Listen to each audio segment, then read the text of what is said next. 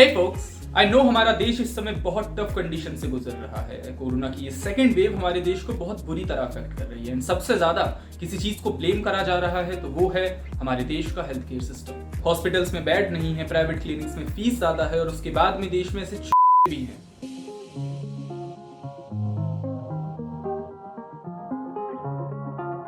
Seriously जब China Bharat के बारे में ऐसा कुछ पोस्ट करता है तब इतना बुरा नहीं लगता जितना बुरा ये देखकर लगता है कि हमारे देश के लोग हमारी डेथ और हमारी लाइफ का किस तरह फायदा उठा रहे हैं। बट ये चैनल आपको इतनी सारी नेगेटिविटी के बाद थोड़ी सी पॉजिटिविटी शेयर करने आया है। एक्चुअली आज मैं आपको कुछ ऐसे लोगों से मिलवाना चाहता हूँ, एक्चुअल में कुछ सुपर हीरो से मिलवाना चाहता हूँ जिन्होंने मरीजों की मजबूरी से ज्यादा उनकी जान को कीमती समझा है। So the questions are, Corona काल में जब पूरा देश लॉकडाउन में था, जब हर प्राइवेट क्लिनिक डर के मारे बंद था, तब बिना फीस के मरीजों के लिए कोई अपना क्लिनिक खोल सकता है क्या? बिना फीस के क्या मतलब कुछ भी बोलता है ना, जो मन में आया बकता है ना? Well what about 10 rupees? क्या 10 रुपए में इलाज? What about 5? What the hell?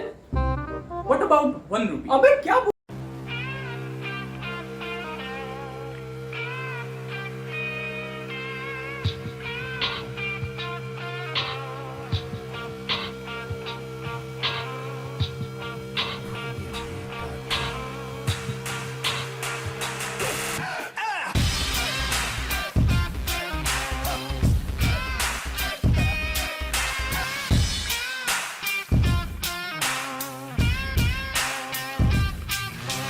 तो हमारे पहले सुपर हीरो हैं महाराष्ट्र से पद्मश्री डॉक्टर रविंद्र कोहली। पद्मश्री फाइनली अ वर्दी कैंडिडेट। वर्दी मींस मेरा तो इतना लाइफ खराब हो गया है, इतना लाइफ खराब। कोहली साहब नागपुर से एमबीबीएस पूरी करके एक डॉक्टर से शादी करने के बाद एक लग्जूरियस और टेंशन फ्री लाइफ जी सकते थे, लेकिन उन्होंने अपने एमबीबीएस के पहले ईयर में देखा कि कैसे उनके हॉस्पिटल में मरीज मीलों दूर से अपनी बीमारी के लास्ट स्टेज पर इलाज कराने आते थे।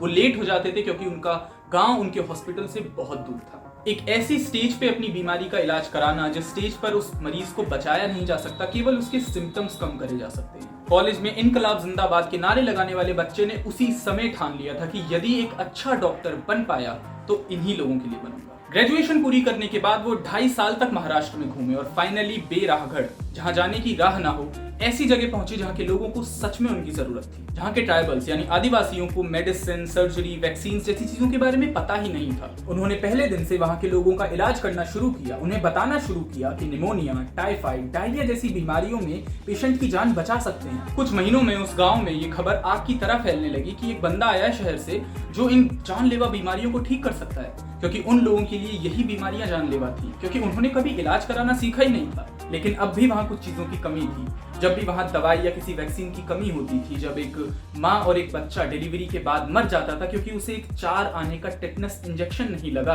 तब वो मदद मांगने के लिए अपने प्रोफेसर्स के पास जाते थे। And you will be shocked to know कि उनके प्रोफेसर्स ने उनसे क्या कहा। उनके प्रोफेसर्स ने उनसे कहा, मेडिकल कॉलेज पहुंचने के बाद में प्रोफेसर्स ने क्या कहा पता है?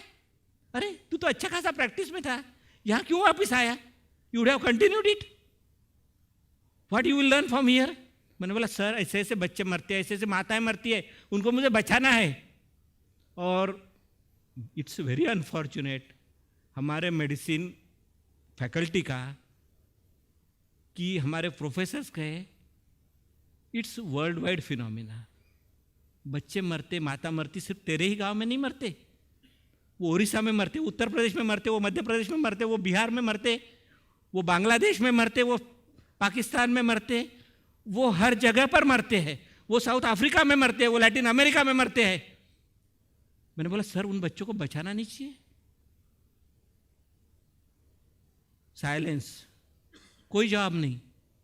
मैंने कहा नहीं सर उनको जरूर बचाना चाहिए, मैं इसीलिए आया हूं वापिस, मुझे उनको बचाना है।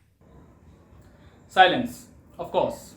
लेकिन इस साइलेंस का आंसर था उनके पास। उन्हें पता था कि इस साइलेंस को तोड़ने के लिए शोर मचाना पड़ेगा, कामयाबी का शोर। उन्होंने ट्राइबल हेल्थ के ऊपर थीसिस लिखी और वो इकलौती थीसिस थी जो district court, supreme court, high court तक पहुंची, PIL सबमिट हुई और पॉलिटिकल पार्टीज की नजर में वो गांव आना शुरू हुआ। एंड आज बहरागढ़ नाम के एक आदिवासी इलाके में एक डॉक्टर कोले और उनकी बीवी 30 साल से वहां के लोगों की जान बचा रहे हैं, उन लोगों का इलाज कर रहे हैं सिर्फ 1 रुपए में।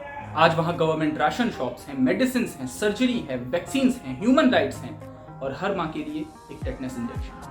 हमारी नेक्स्ट स्टोरी है कर्नाटका के शिवाली गांव से डॉक्टर S.C. शंकरी गौड़ा के बारे में। डॉक्टर गौड़ा एक स्किन स्पेशलिस्ट हैं एंड मांड्या में उनके 2 प्राइवेट क्लिनिक्स हैं, जिसमें से एक क्लिनिक में वो पेशेंट से 5 rupees as a consultation fees लेते हैं एंड दूसरे में seriously no fees at all. Patients आते हैं, इलाज करवाते हैं, अफोर्डेबल मेडिसिन प्रिस्क्राइब करवाते हैं and that's it. Doctor Gowda almost हर तरीके की skin disease almost 100% success rate से ठीक करते हैं एंड उन्हें ये प्रैक्टिस करते हुए 40 साल से ज्यादा हो चुके हैं। बस लोगों का दुख दर्द और गरीबी को समझकर उन्हें बीमारी से बचाना, यार ये तो भगवान का काम होता है। तुम खुदा हो मुन्ना, तुम खुदा हो।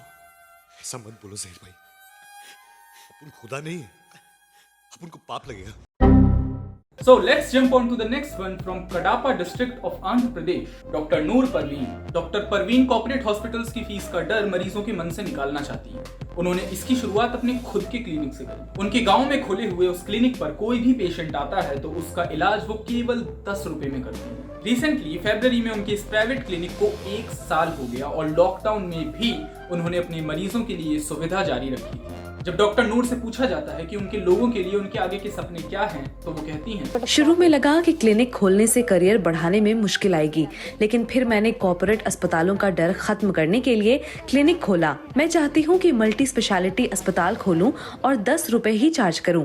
बाद में साइकियाट्री में पोस्ट ग्रेजुएशन भी करना चाहती हूँ। मैंने शुरू में अपने पापा को क्लिनिक और फीस के बारे में नहीं बताया। जब ये पहल कामयाब रही तभी उन्हें बताया। अगर मैं उन्हें बताती तो वो घबरा जाते। मीडिया में मेरा नाम आने पर मैं उनकी खुशी देखना चाहती थी। कई संगठनों के लोग आकर तारीफ करते हैं। अगर एक व्यक्ति भी मुझसे प्रेरित होता है तो मुझे खुशी होगी। हमारी आज की वीडियो के लास्ट सुपर हीरो हैं डॉक्टर C. मोहन रेड्डी। इनके बारे में सुन के आपको बहुत अच्छा भी लगेगा और बहुत बुरा भी।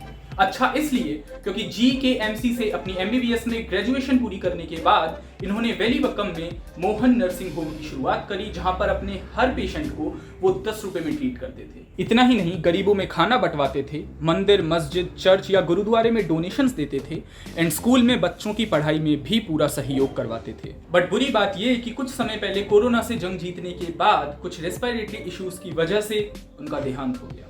Earth lost her one of the best superhero. He was definitely not the hero we deserved, but the hero we needed. And ऐसे ही हजारों करोड़ों हीरोज हमारे और दूसरे देशों के लिए भारत में से आते रहेंगे। फोक्स, मैं हमेशा कहता हूं कि हमारे देश में प्रॉब्लम्स हैं, बहुत हैं।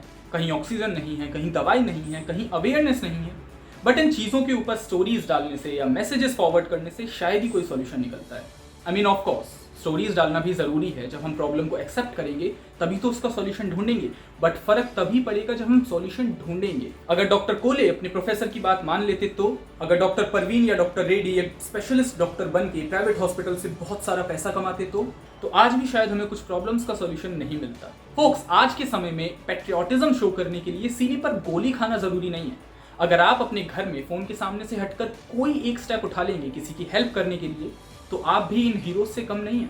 दूसरे की कमी निकालते निकालते पूरा दिन बीत सकता है 98% लोगों का, लेकिन दूसरे की हेल्प करने के लिए आगे आना केवल 2% हीरोज का काम है। अब आप डिसाइड कीजिए आप कहां स्टैंड करेंगे। So these were some of the best doctors of our nation.